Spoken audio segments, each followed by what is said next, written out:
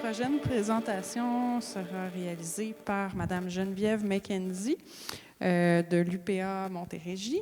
Elle est agronome et membre de l'Ordre des agronomes. Elle a débuté sa carrière à l'UPA en 2002, comme moi. Dans un premier temps, pour les producteurs bovins du Québec pendant 14 ans. À la suite, elle a travaillé pour les producteurs et productrices acéricoles du Québec pendant 6 ans, notamment comme responsable de la mise en marché. Depuis 2021, elle coordonne différents projets en agro-environnement à l'UPA et de la Montérégie, notamment dans le bassin versant de la rivière des Hurons.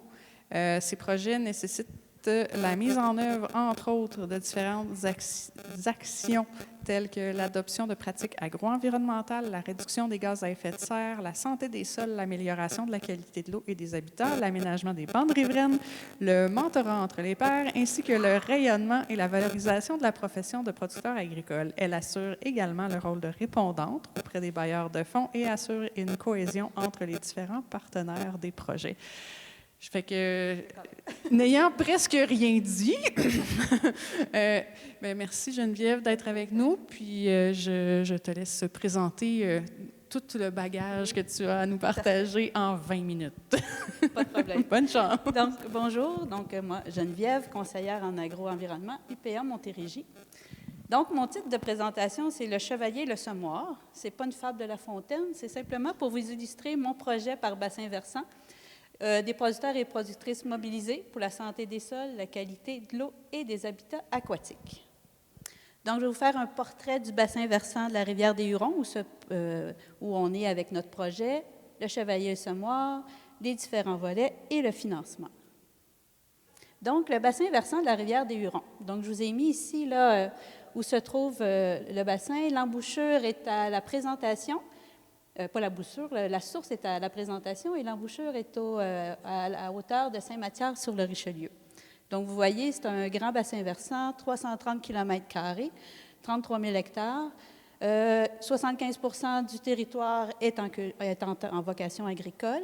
4 MRC, MRC des Mascoutins, Vallée du Richelieu, Haut-Richelieu et Rouville, 14 municipalités. Et c'est environ 400 producteurs agricoles.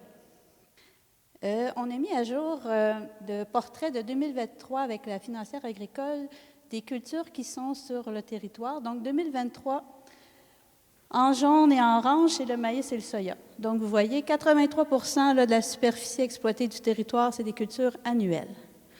Donc, quand on voit ce portrait-là, on voit qu'il y a de la place pour mettre des cultures de couverture. Donc, on va vous expliquer un peu plus en profondeur là, notre projet avec ces données qu'on vient de voir.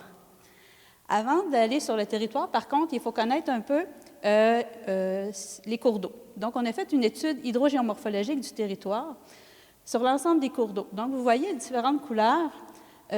Ici, en orange, ça sort un peu moins bien, c'est une faible dynamie. Le bleu, c'est moyen. Le rose, c'est une très forte dynamie, donc beaucoup d'érosion. Et puis, le bleu pâle, c'est plus les cours d'eau là, avec les montagnes. Il y a eu beaucoup de linéarisation de cours d'eau avec les années, donc c'est ça qui cause en majeure partie l'érosion. Et quand on fait des activités ou on fait des actions sur le territoire, on se sert de ces outils-là, mais aussi, il faut aller sur le terrain, parler avec les producteurs afin de mettre la bonne action en place pour surtout les problèmes d'érosion, de sédimentation et pour la qualité de l'eau. Donc, pour faire le lien avec mon sujet, Chevalier et le semoir, pourquoi ce titre? Donc là, on avait besoin de passer à l'action. Vous avez vu, problème un peu d'érosion, dynamie élevée, on a beaucoup de cultures annuelles. Je vous présente le chevalier en haut, je vous présente notre semoir, car quand on a un chevalier puis un semoir, on peut accélérer les bonnes pratiques, on peut assurer un accompagnement sur le terrain pour les producteurs, on peut aussi permettre l'acquisition et le transfert des connaissances, impliquer les partenaires et surtout des bailleurs de fonds. Nous, avec le Chevalier, on est en mesure d'aller chercher un partenaire qui est Pêche et Océan Canada. Et mon semoir, excusez, des fois je m'approprie les choses. Ce semoir-là, c'est vraiment notre carte de visite. C'est un projet où la grande majorité des fonds reviennent aux producteurs. C'est vraiment intéressant. C'est pas il n'y a pas beaucoup, comment je pourrais dire, il n'y a pas beaucoup de réunions ou de tables de travail. C'est vraiment des fonds directement pour les producteurs, pour la qualité de l'eau et les habitats aquatiques. Donc, notre chevalier, pour certains, je vais vous montrer, dans la rivière des Hurons et la rivière Richelieu, il y a 5 espèces en péril. On a notre chevalier cuivré, le chevalier de rivière, le menet d'herbe, le fouille roche gris et le dard de sable. Ces 5 espèces en péril font en sorte qu'on est capable d'aller chercher et de soulever énormément de financement pour les producteurs agricoles. Le semoir, notre semoir, voici. C'est un semoir Great Plains, un semoir à céréales tout simplement quand même, qui fait quand même beaucoup de choses sur le territoire. Donc, on est en mesure, en 2020, de convaincre notre bailleur de fonds de l'importance de ce projet. Et il est embarqué avec nous. Il nous a pris, il nous a posé beaucoup de questions, mais quand même, il a accepté de nous financer sur plusieurs années, suite à l'achat en 2020 de ce semoir-là. Nous, ce qu'on offre sur le territoire, c'est des cultures de couverture. Le forfaitaire, il est payé par le projet. La semence est payée par le projet. Il y a un suivi agronomique et même on paye les agronomes pour faire un suivi à la ferme, au champ, pour faire la biomasse et tout ça. Donc, c'est vraiment un projet où Pêche et Océan Canada nous a soutenus et embarqué avec nous. Et, comme je vous mentionnais, le producteur, on a un forfaitaire reconnu, apprécié sur le territoire, qui fait l'ensemble de la fenêtre d'ouverture pour faire des cultures de couverture en intercalaire. Juste pour ceux qui ne connaissent pas tant les cultures de couverture en intercalaire, nous, c'est dans le maïs, donc c'est au mois de juin. Quand le plant de maïs est environ à 4 à 6 feuilles, vous voyez, entre les rangs, il y a quand même, le sol est à nu. Donc, nous, on vient planter une culture. La culture de couverture, c'est vraiment à vie sur le reliquat, donc de la culture principale, autant pour la lumière que pour l'eau. Donc, on vient l'implanter à peu près à cette hauteur-là, comme vous voyez. Donc, elle va avoir le temps de s'implanter avant que les rangs de maïs viennent refermer le tout. Quand il va avoir la récolte en octobre, il va avoir déjà un beau couvert, donc le sol ne sera jamais à nu. Donc, c'est quand vous avez vu la première carte à l'origine, là où on voyait beaucoup d'orangés, mais on essaie de mettre cette culture intercalaire dans tout le territoire où on voyait un peu d'orangers pour couvrir les sols. Nous, c'est un mélange avec 3 familles, donc crucifères, graminées et légumineuses. On a du trèfle, du radis, puis du raie gras. C'est un mélange que les agronomes nous ont suggéré pour qu'il soit... C'est des terres très, très, très argileuses dans le bassin versant, puis c'est quelque chose qui réussit très bien là aussi pour l'implantation. On était quand même obligé de faire un échéancier, parce que c'est, comme mentionnait, je crois, Caroline, c'est quand même quelque chose, une technique assez, comment je pourrais dire ça, précise. Il y a des temps à respecter, il y a les fenêtres, sont de plus en plus petites. Nous, on a fait un échéancier avec notre expertise, là, avec les années, avec le semoir. Il faut bien planifier, bien exécuter, évaluer et récolter. Donc, il faut faire attention avec le type d'application qu'on fait parce que des fois, il y a du résiduel, donc les plantes, c'est pas compatible. Il faut y aller entre la 4e et la 6e feuille de maïs. Il faut que le producteur ait fini toutes ses applications au champ. On ne rentre pas dans le champ quand il y a eu une pluie. Donc, les fenêtres au mois de juin sont très, très, très serrées. Donc, depuis les dernières années, on a des fois 4 à 5 jours de temps pour aller implanter sur l'ensemble du territoire. Puis vous avez vu 330 km² avec le forfaitaire. On fait vraiment un super itinéraire très précis pour pouvoir ensemencer. Nous, avec le projet, on est capable entre 200 et 300 hectares pour financer et payer le tout. Donc, comme je vous dis, 3-4 journées, des fois 5 quand on est chanceux. Donc, il faut qu'on ait vraiment un suivi avec le producteur, puis une belle mobilisation, puis une belle entente. Nous, on est sur le territoire depuis 2009. On a tout le temps eu des projets sur ce territoire-là. Qu'on parle d'adoption de pratiques agro-environnementales pour les habitats, la qualité de l'eau et les habitats aquatiques, autant pour la mobilisation d'un sous-bassin du ruisseau à l'ours pour les espèces aquatiques.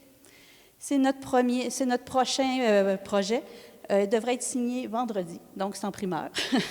S'il ne change pas d'idée, on a la poursuite du projet, mais toujours en amenant, toujours en suivant les changements climatiques, donc toujours l'amélioration de santé des sols, la qualité de l'eau, et toujours en lien avec les espèces de poissons en péril du territoire. En gros, le projet, c'est toujours culture de couverture, les ouvrages hydro-agricoles. On est toujours aussi en partenariat avec différents partenaires. Donc, quand les MRC font des entretiens de cours d'eau, des fois, avec le projet, on vient bonifier avec les plantations, toujours des plantations aussi, donc clé en main. Tout ça, le producteur ne débourse pas de frais. Donc, c'est vraiment un projet mobilisateur qui demande la concertation de tous. Si on n'a pas de producteurs, ce projet-là, je ne viendrai pas vous en parler. Les producteurs se sont mobilisés avec les années.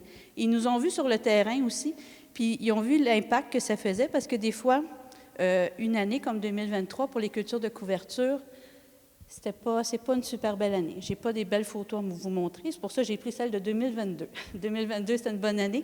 Donc, le fait que le producteur n'ait pas eu à débourser des choses pour une nouvelle pratique. Nous, on est là en soutien, on les appuie, puis on est capable d'être présent pendant plusieurs années, des fois 4-5 ans. Et les bonnes nouvelles, ce qu'on a, c'est que des fois, après 5 ans de partenariat avec le semoir, ils ont décidé de s'approprier la technique et de s'acheter eux-mêmes un semoir et le faire eux-mêmes et le faire à forfait pour des voisins. Donc, c'est ça notre but. C'est de les accompagner et à un moment donné, ils voient, il y a des recherches qui sortent, il y a des statistiques, il y a des données qui font en sorte que là, ils voient la pertinence de couvrir leur sol. Et là, après ça, ils nous disent merci, mais non, je vais laisser ma place à quelqu'un d'autre. Je me suis équipée autant des fois par drone, par un semoir à la volée, donc ils modifient leur pratique. Donc, c'est vraiment ça qu'on voit après depuis 4 ans qu'on est là avec le semoir. Donc, on fait beaucoup de mobilisation. Donc, c'est les producteurs. Les clubs conseils, c'est essentiel pour qu'on puisse être sur le territoire. Le milieu municipal et nous, l'organisme de bassin versant, c'est le Covabar aussi dans notre secteur. On va regarder. Donc, toujours en lien avec notre chevalier, les bienfaits pour la qualité de l'eau. Notre semoir à céréales, 15 pieds. On enlève la moitié des unités pour qu'on passe 2 sillons entre les rangs de maïs. On vient semer 2 sillons là, de notre culture de couverture.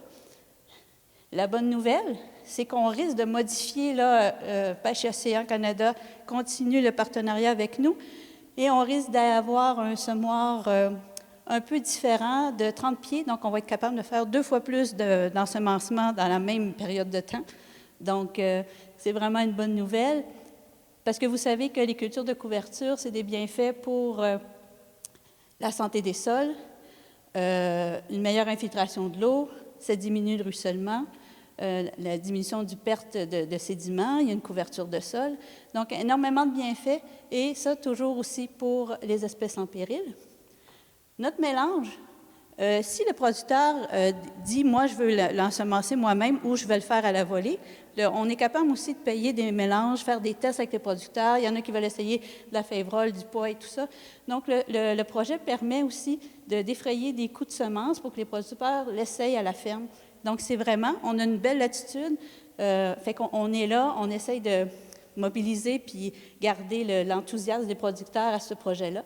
Donc, c'est vraiment notre carte de visite. On commence à faire les appels. En 2020-2021, on appelait. Depuis l'année passée, les producteurs nous appellent pour faire partie du projet. J'aimerais des cultures de couverture. Êtes-vous capable de venir cette année? Donc là, c'est les producteurs qui nous contactent. Et ça, c'est vraiment intéressant. Puis là, cette année, on risque d'en faire à peu près le double, presque 400 hectares au printemps. Donc, c'est vraiment une bonne nouvelle pour les producteurs. Voici des photos de 2022. On va aussi sur le terrain pour... des fois, le producteur, une fois que la semence est faite, ses travaux sont faits, ne fait pas nécessairement de suivi là, des cultures intercalaires. Fait que nous, on va sur le terrain, on prend des photos, on va leur faire un cahier de suivi pour leur montrer l'implantation, qu'est-ce que ça a amené. Il y a des agronomes qui vont faire des prises de données également. Donc, vous voyez déjà au mois de juin, ici, le 29 juin, ça avait été implanté le 4 juin. Donc, vous voyez déjà les deux rangs. On voit le radis, un peu le raie gras, le trèfle, pas tout à fait. Mais vous voyez les deux sillons entre les rangs de maïs au lieu d'avoir vraiment un sol à nu. Ici, déjà au mois d'août, vous voyez la couverture, vous voyez le trèfle qui est en fleurs ici. Et puis, en octobre, ça sort moins bien, mais on voit après la récolte que le champ n'est pas à nu, il y a des résidus, il y a la culture de couverture qui est encore présente. Donc, c'était une très, très, très bonne année en 2022.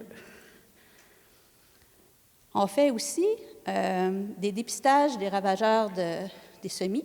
Donc, on fait des dépistages de vers fil de fer, toujours en lien pour enlever les semences traitées. Donc, on a aussi dans le projet, on a des fonds pour acheter des semences non traitées et on accompagne le producteur pour l'assurer qu'il n'y a pas de seuil de problématique pour perte de rendement avec des ravageurs. Donc, on fait aussi des petits suivis avec les producteurs pour essayer de diminuer là, les semences traitées, toujours pour la qualité de l'eau également. Les aménagements. Donc, vous voyez ici une bande riveraine élargie, 1,8 km, le long d'un ruisseau tributaire de la Huron. Ici, on voit la Huron. On a fait également à peu près 900 mètres de plantation. Donc, ça aussi, c'est payé. C'est le Pêche Océan Canada qui nous appuie dans toutes ces initiatives-là avec le producteur. Vous savez que ça stabilise la berge, ça freine l'érosion. Donc, on est aussi beaucoup présent. On fait à peu près 3 à 5 km de bande riveraine sur le territoire par année. Certaines images, je vais aller vite parce qu'il reste un peu moins de temps.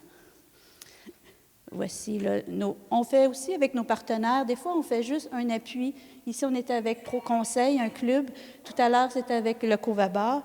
Donc, on fait beaucoup de partenariats. On aime ça sortir du bureau et aller planter avec eux. Donc, c'est nos sorties, c'est nos sorties d'été. On a aussi des partenaires, le Bureau d'écologie appliquée, aussi pour des plantations de haies brise-vent. Comme je vous mentionnais, on est souvent, des fois, les MRC nous appellent. Il y a eu un entretien de cours d'eau. Dans les entretiens, le minimum, c'était de l'herbacée. Fait que nous, on peut arriver puis faire une bande élargie avec des arbustes. Donc, on bonifie les entretiens. Donc, ça, c'est intéressant aussi, ces partenariats-là avec le milieu municipal. Et la même chose, quand il y a des ouvrages hydro, nous, on va repasser par la suite, puis on va s'assurer, on peut implanter de l'herbacée et des arbustes.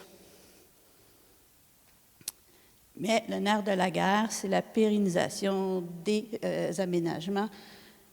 Et on a beau planter, mais il faut venir faire l'entretien. Et il y a de moins en moins de fonds ou de projets qui arrivent pour qui défraient ces coûts-là. Donc, nous, le projet, on s'est doté de différents équipements, dont une débroussailleuse automotrice. Donc, on s'assure que les aménagements qu'on fait, on revient plusieurs fois par année pour s'assurer qu'il y a l'entretien pour libérer de part et d'autre le pays de plastique pour faire en sorte vraiment que la plantation elle atteint son maximum. Donc, vous voyez, on fait des protections pour les arbres, on va les enlever. Et des fois aussi, on rajoute des nichoirs pour la biodiversité. Des fois, on voit un impact sur le nombre d'insectes dans le coin, donc moins d'herbicides appliqués, d'insecticides. Donc, mais c'est vraiment aussi une force du projet, c'est qu'on suit et on accompagne les producteurs pendant plusieurs années pour s'assurer que ce qui a été mis en place va faire son rôle au maximum.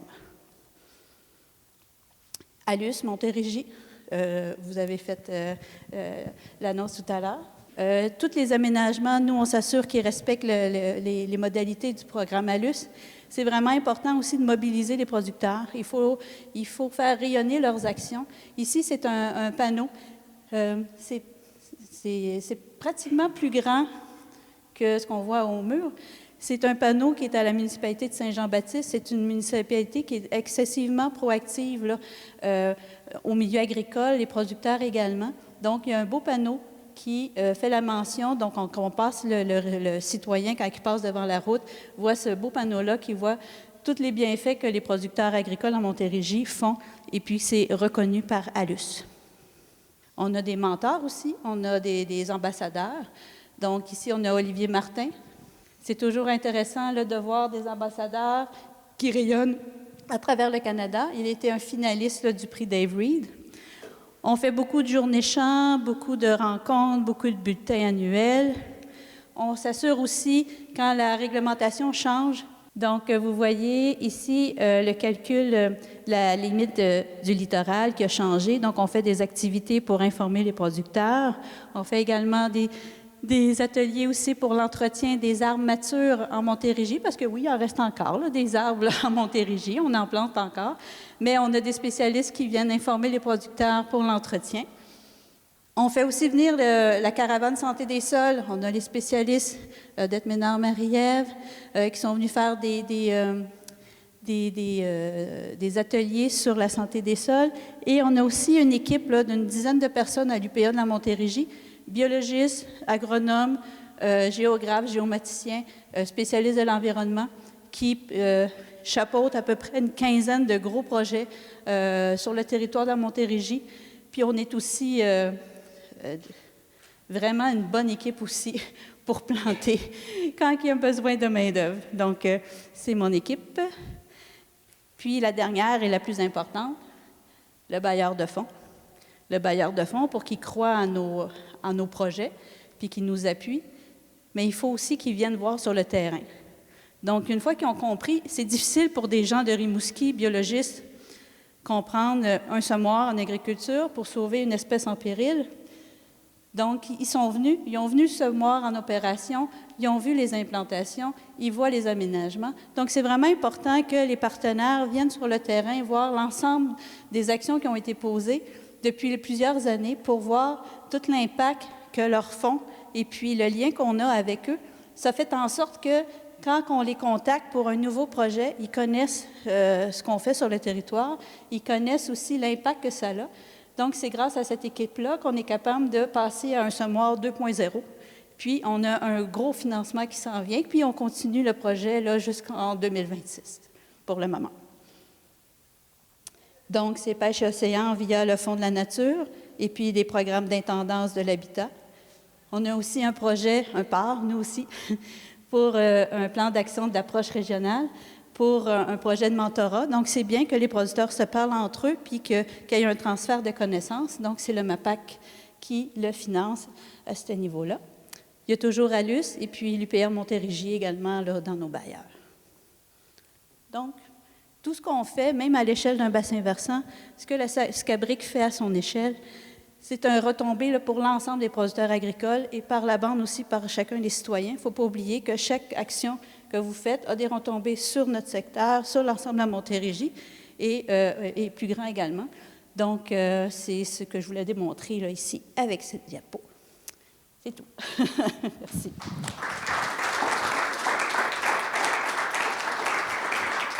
Bravo Geneviève, vraiment intéressant. Est-ce qu'il y a des questions? Merci beaucoup Geneviève. Qu'est-ce qu'en ont pensé les chevaliers et les récoltes de maïs après 4 ans? Quel effet c'est la culture intercalaire? Est-ce que vous voyez un effet déjà sur les populations de poissons? Puis quel effet ça a sur les récoltes de maïs? C'est sûr que pour l'instant, le chevalier cuivré est une espèce vraiment menacée. Donc, très difficile. C'est plusieurs impacts. Il ne faut pas oublier non plus que la perte d'habitat dans le Richelieu est importante. Autant la navigation sur le cours d'eau, la vitesse, les riverains aussi, là, qui ont le syndrome du terrain de golf. Donc, mais comment je pourrais dire ça? D'un point de vue pratico-pratique, les producteurs, ce qu'ils nous disent, c'est qu'ils aiment beaucoup la portance. Fait qu'ils vont sur un aspect assez pratico-pratique. Quand ils rentrent dans le champ et il y a une couture de couverture, ils ont déjà, il y a moins de compaction parce qu'ils sentent quand même qu'il y a une portance qui est là au champ. Après quelques années, ils finissent par nous dire que dans le champ, selon certaines années, selon la température, que le champ qui avait eu la culture de couverture a eu un meilleur rendement. Tranquillement, pas vite. Mais je crois que la première... c'est difficile d'implanter ça dans une rotation. c'est difficile aussi parce qu'avec des fois, cette année, les rangs se sont tellement fermés rapidement qu'il n'y a pas eu assez de lumière pour la plante. Donc, pour eux, ils ont trouvé que c'était une perte de temps. Mais il faut faire attention aussi, il faut regarder ça sur un long terme. Mais c'est prouvé que des cultures de couverture, puis dans la rotation, rajouter des céréales, ça augmente les rendements. Mais c'est vraiment sur du long terme. Notre 4 ans, certains commencent à nous dire des bons commentaires, puis des fois, ils ont juste aussi ils sont conscients que c'est mieux de garder, mais avec des chiffres, je ne pourrais pas encore le prouver. Mais ils voient après ça moins de problématiques dans les cours d'eau et tout ça, parce que le sol, il reste dans le champ. On fait nos aménagements, fait que c'est un ensemble. Mais pour l'instant, le chevalier est encore en péril, là, ça. Mais on s'assure d'avoir moins de sédiments qui vont à l'embouchure dans le bassin de Chambly, finalement. Là. Mais c'est un ensemble, c'est plein de petites actions, changer un petit peu la mentalité et tout ça, et implanter ça dans des rotations aussi, ça peut être quand même compliqué. Puis, c'est ça, il y a des saisons qu'on n'est pas capable d'aller dans le champ aussi.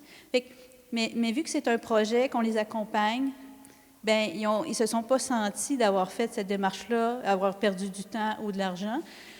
L'année d'après, on essaye de les reconvaincre de recommencer. Donc, c'est ça, c'est du long terme. Mais comme je vous dis, là, cette année, l'année passée, c'était vraiment intéressant. Les producteurs nous ont appelés.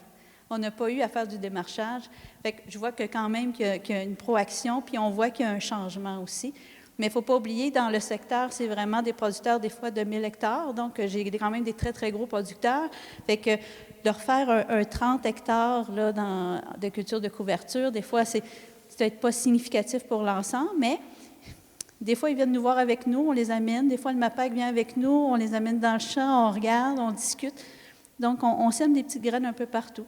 Fait que je pense que c'est important qu'ils nous voient sur le terrain, puis qu'on est là pour les soutenir, puis les aider aussi financièrement dans toutes ces approches-là, puis après ça, les rétribuer selon ce qu'ils ont fait aussi. Parce que ça fait quand même des retombées sur l'ensemble de la communauté. Là. C'est ça. Oui? Charles Lucier de CLG Agfort. Bonjour. Je vous ai aidé à planter, il n'y a pas longtemps. Avec Patrick. Moi, j'ai mal compris, mais est-ce qu'il y a un monitoring, justement, de la qualité de l'eau, genre à la sortie de drain, puis à l'échelle du bassin versant, justement, pour le chevalier? Pour l'instant, c'est vraiment le ministère là, qui fait les analyses d'eau, mais dans le projet, je n'ai pas de fonds pour faire ce monitoring-là. Donc, à un moment donné, il faut qu'il y ait des choix. Puis nous, on s'appuie sur leur plan de rétablissement. Le plan de rétablissement en milieu agricole, il demande des aménagements de bandes riveraines, des cultures de couverture. Donc, nous, pour avoir accès à ces fonds-là, il faut respecter leur plan de rétablissement parce que ça coûte une fortune faire l'échantillonnage. Et nous, notre vision dans le bassin versant, c'est que l'argent aille vraiment aux producteurs directement. Donc, c'est notre avenue. Donc, des fois, on aurait voulu rajouter des analyses physico-chimiques et tout ça, mais le 3/4 de notre budget aurait été en analyse. Donc, c'est pour ça. Est-ce que l'IRDA a donné un intérêt là-dessus ou il y aurait... Parce que c'est un peu leur expertise. Non, déjà, on ne les a pas approchés. Merci beaucoup. Merci. Mathieu Naud, du Jour de la Terre. Oui. Merci Geneviève pour cette belle présentation. C'est un beau projet que tu as. J'aimerais savoir, est-ce que les pratiques agro-environnementales qui sont faites dans le maïs pourraient être répliquées dans le soya? Est-ce que c'est réalisable ou pas? Oui, mais on n'a pas encore cette expertise-là à la défoliation du soya. On peut faire la même type de culture intercalaire, couverture, parce qu'on est à la fin, là. Mais là, on voit que peut-être qu'il faudrait le faire juste avant la défoliation et tout ça, mais au niveau qu'on appelle plus dans le soya ou en dérobé, là, après une culture principale, les producteurs ont plus les outils pour le faire. Ils ont déjà un semoir, donc ils sont un peu plus autonomes.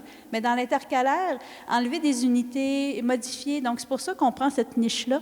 Mais on paye la semence si le producteur veut faire soit du seigle ou un mélange à la dérobée après la culture. Donc, on est là, mais le semoir, les producteurs ont moins besoin de nous vers l'automne, parce qu'ils ont l'équipement, ils sont capables de faire leurs propres travaux.